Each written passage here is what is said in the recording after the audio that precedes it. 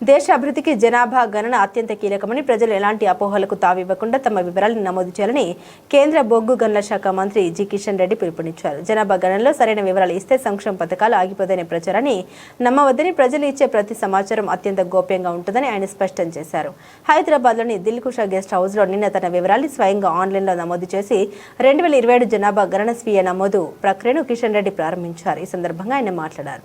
ఏ ప్రాంతంలో ఎలాంటి అవసరాలు ఉన్నాయి, ఉపాధి అవకాశాలు ఎక్కడ కల్పించాలని స్పష్టత కోసమే ఈ వివరాలు సేకరిస్తాం తప్ప పథకాల కోత కాదని భరోసా ఇచ్చారు. మనము టార్గెట్ పెట్టుకుంటున్నాం. వచ్చే 2047లో భారతదేశానికి స్వాతంత్రం వచ్చి 100 సంవత్సరాలు జరుగుతుంది. ఆ 100 సంవత్సరాల పండుగ వరకు మన దేశం ఒక డెవలప్డ్ కంట్రీగా, ఒక అభివృద్ధి చెందిన దేశంగా, ఒక వికసిత్ భారత్గా భారతదేశం రావాలని కోరుకుంటున్నాం.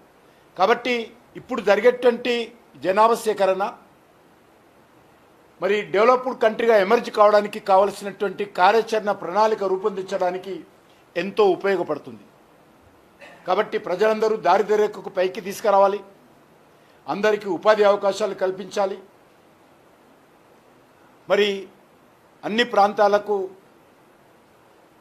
ఇన్ఫ్రాస్ట్రక్చర్ యాక్టివిటీ డెవలప్మెంట్ చేయాలి, అన్ని వృత్తులను వాళ్ళు ఎంచుకున్నటువంటి వాళ్ళు పనిచేస్తున్నటువంటి వృత్తులకు ప్రోత్సహించాలి ప్రభుత్వాల తరఫున, సమాజం తరఫున.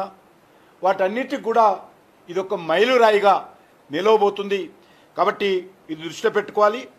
ఈ యొక్క వికసిత్ భారత్ జాతీయ ప్రయాణంలో ప్రతి ఇల్లు, ప్రతి వ్యక్తి భాగస్వాములు కావాల్సిందిగా నేను పిలుపునిస్తా ఉన్నాను.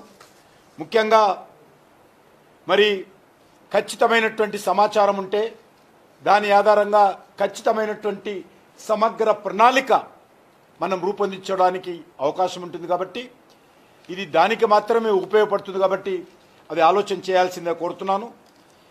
మన జనగణన ఏదైతున్నదో ఇది మన కోసం, మన దేశం కోసం, మన జనగణన మన దేశ అభివృద్ధి కోసం, మన జనగణన మన సంక్షేమం కోసం, మన జనగణన మన యొక్క దేశం యొక్క గౌరవం కోసం ఉపయోగపడుతుంది. కాబట్టి ఇది మన జనగణన, మనందరం పాల్గొనాల్సిందిగా నేను అందరికీ ఆహ్వానిస్తున్నాను.